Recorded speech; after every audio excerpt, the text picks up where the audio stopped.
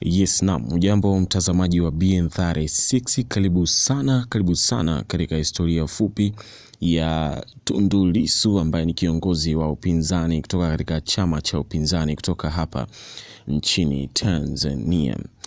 Na tukianza moja kwa moja, Tundu Atipasi Mugwai Lissu ambaye alizaliwa tarehe 20 Januari 1968 huko Ikungi, Singida, anajulikana kama mwanasheria na kiongozi mkali wa upinzani hapa Tanzania.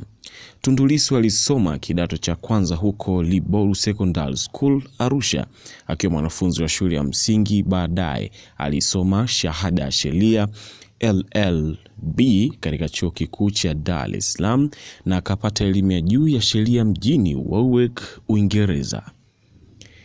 Kisha kuhitimu, Lissu aliwahi kufanya kazi katika Lawyers Environmental Action Team yani LEAT, ambayo aliongoza uchunguzi uliogundua ukiukwaji mkubwa wa haki za watu na mazingira, kama ile kesi ya mauaji wa TANADI kuchukuliwa kwa nguvu ardhi na weledi waliokimbilia maradhi kwa kampuni kubwa ya migodi.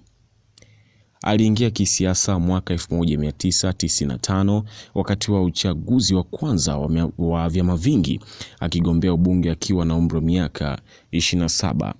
Ingawa hakushinda, ilimweka kuwa mwanasiasa wa kuaminika na mwenye maono. Lakini mnamo Oktoba 2010 alipata ushindi wa bunge katika jimbo la Singida Mashariki akiwakilisha Chadema na kuendelea kuhudumu hadi Julai 2020. Katika bunge alikabili ufisadi kwa serikali na viwanda, hasa katika sekta za nishati, ambapo aliwahi kupaza sauti kuhusu suala zima la uwajibikaji na uwazi.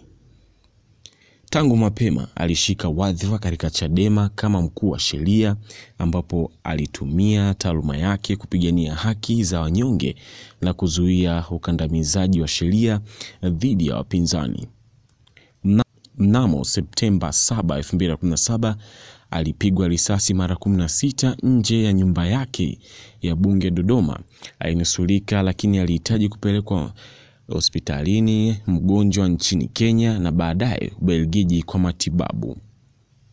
Aliwekewa ulinzi mkali mpaka aliporuhusiwa kwenda nchini Ubelgiji kwa matibabu na kuendelea kurekebisha majeraha, akiwa ameenda kufanya matibabu zaidi katika hospitali ya Leuven, Belgium.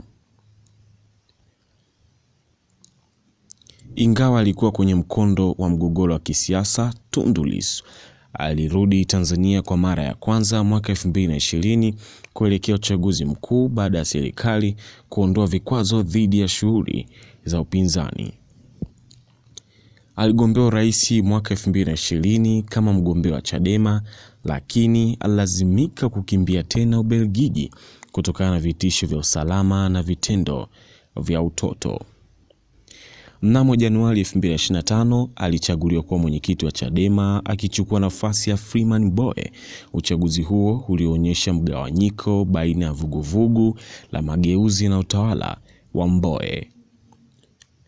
Tundu Lissu aliendelea kuwa mwalalamishi mkali dhidi ya serikali ya Rais Samia Suluhu Hassan na serikali ya awali ya Magufuli, akiwa ameshtakiwa kwa kuhamasisha maandamano, madai ya no reform, no election. Mnamo Mei 2025 alikumbwa na mashtaka ya kiongozi wa uasi treason chini ya hoja kuwa alihamasisha maandamano, jambo ambalo chama chake na mashirika ya haki za binadamu yalichukuliwa kuwa ya kisiasa.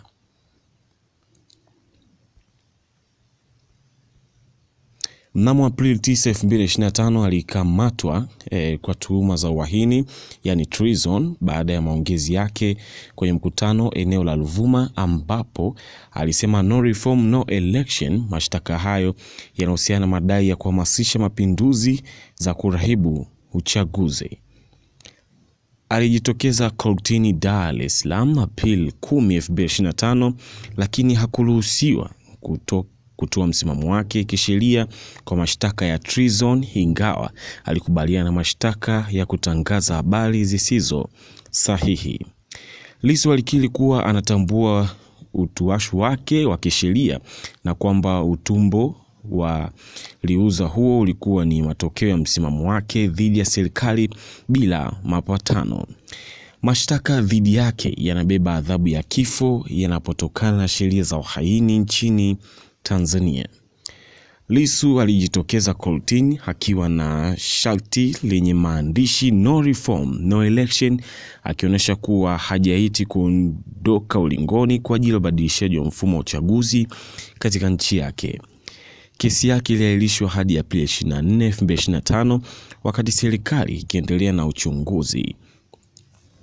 Mnamo Mei 19, 2025, Tundu Lissu alimwakilisha mwenyewe kortini kwa sababu alikataa kukutana binafsi na mawakili wake ndani ya gereza. Wadau wa haki za binadamu kutoka Kenya, akiwemo majaji wa zamani kama Martha Karua na Willy Mutunga, waliokataa kuingia nchini Tanzania ili kumuunga mkono katika kesi yake ya treason. Lissu alilipinga vikali kuweka sehemu ya watu wanaosubiri adhabu ya kifo, death row, ilikanja kuelekea mkutano wa kushtakiwa kortini kwa sababu ya kutaka kuonekana anaona haki. Wakili wake wa vyombo vya haki za binadamu wanasema kesi hiyo ni ya kisiasa, lakini serikali inaunganisha kuwa linaadhimisha uhuru na utulivu wa taifa.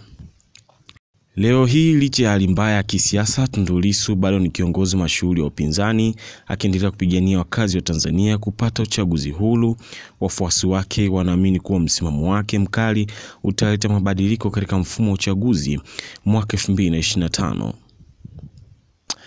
Na hiyo ilikuwa ni historia fupi ya Tundu Lissu akijibu kuhusiana na mambo yake ya siasa toka alipoanza siasa mpaka kufikia hii leo. Kumbuka taarifa zote hizi zimetolewa kupitia vyanzo mbalimbali ambavyo unavishuhudia hapo. Kwa hiyo nimepata hapo kutoka katika vyanzo mbalimbali vya kuaminika kuanzia alikozaliwa, historia yake kwa ufupi mpaka hapa, kwa msaada wa kimtandao zaidi. Kupitia hizo linki pia unaweza kupata mambo yote hayo ya Tundu Lissu toka alipoanza huko mambo yake ya kisiasa, ambapo tunaonyeshwa huko kabisa kwamba Tundu Lissu alianza muda mrefu sana, kwa sababu ni mtu ambaye alizaliwa mwaka 1968 na jina lake kamili linaitwa Tundu Antipas Mughwai Lissu,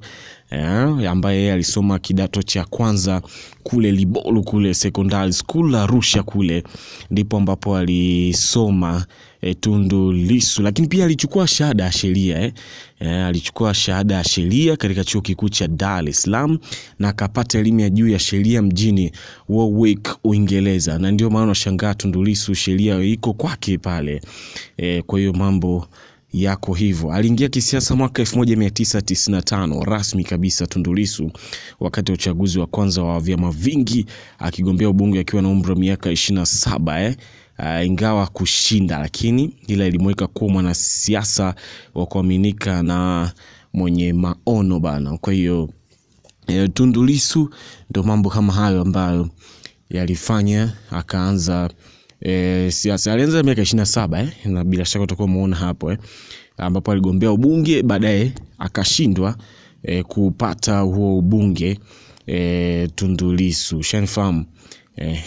Kwa hiyo ni historia fupi kutoka katika vyanzo mbalimbali ambavyo viko hapo tayari imeshakwisha kuonyesha msikilizaji na mtazamaji wa Bean36. Asante sana, usiache kusubscribe Bean36 kwa more information.